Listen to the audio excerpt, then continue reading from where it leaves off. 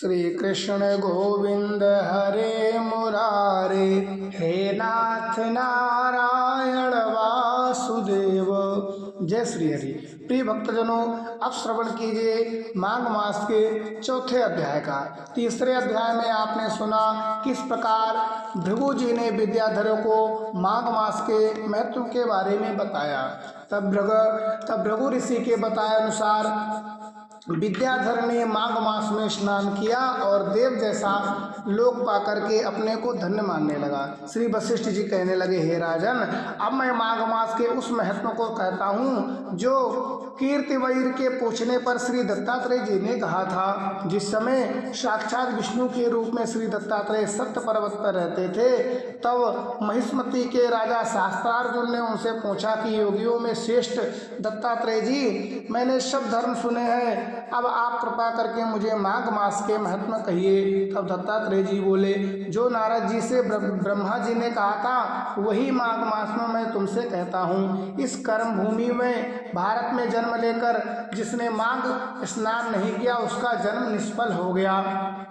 भगवान की प्रसन्नता, पापों के नाश तथा स्वर्ग की प्राप्ति के लिए माघ स्नान अवश्य करना चाहिए। यदि आप पुष्ट व शुद्ध शरीर माघ स्नान के बिना ही रह जाए तो इसकी रक्षा करने से क्या लाभ। जल में बुलबुले के समान, मक्खी जैसे तुच्छ जंतु के समान यह शरीर माघ स्नान के बिना मरण समान है। विष्णु भगवान जी की पूजा न करने वाला ब्राह्मण, बिना दक्षिणा के श्राद्ध, ब्राह्मण रहित क्षेत्र, आचार्य रहित कुल में, ये सब नाश के बराबर हैं। गर्व से, धर्म का, क्रोध से, तप का, गुरुजनों की सेवा न करने से स्त्री तथा ब्रह्मचारी, बिना जली अग्नि से हवन और बिना साक्षी के मुक्ति का नाश हो जाता है। जीविका के लिए कहने वाली कथा, अपने ही लिए बनाए हुए भोजन की क्रिया, शूद्र से भिक्षा लेकर किया हुआ यज्ञ तथा कंजूस का धन, यह सब नाश के कारण है। बिना अभ्यास और आलस्य वाली विद्या,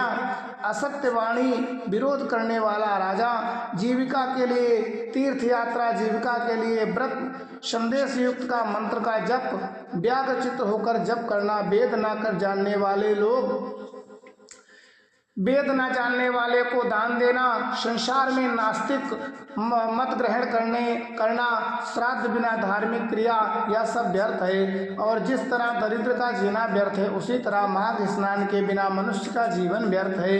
ब्रह्मघाती, सोना चुराने वाला, मदिरा पीने वाला, गुरु पत्नी गामी और इन चारों के संगति करने वाला माघ स्नान से पवित्र होता है। जल कहता है कि सूर्योदय से पहले जो मुझसे स्नान करता है मैं उसके बड़े से बड़े पापों को नष्ट करता हूँ। महापातक भी स्नान करने से भस्म हो जाते हैं। माघ मास के स्नान का जब समय आ जाता है तो सब पाप अपने नाश के भय से कांप जाते हैं। जैसे मेघों से युक्त होकर चंद्रमा प्रकाश करता है, वैसे ही श्रेष्ठ मनुष्य माघ मास में स्नान करके प्रकाशवान हो जाते हैं। काया, वाचा, मनसा से किए हुए छोटे या बड़े, नए या पुराने सभी पाप नष्ट हो जाते हैं। आलस्य में बिना जाने जो पाप किए हों वह भी नाश को प्राप्त होते हैं। जिस तरह जन्म जन्मांतर के अभ्यास से आध्यात्मिक ज्ञान की प्राप्ति होती है, उस तरह जन्मांतर अभ्यास ही माघ स्नान में मनुष्य के रुचि होती है। यह अपवित्र को पवित्र करने वाला और बड़ा तप तथा संसार रूपी कीचड़ को धोने की पवित्र वस्तु है। हे राजन, जो मनवांछित फल देने वाला माघ स्नान नहीं करते, वह सूर्य चंद्र के समान भोगों को कैसे भोग सकते हैं। जय श्री हरि। आज का अध्याय समाप्त हुआ। आपका दिन मंगलमय हो।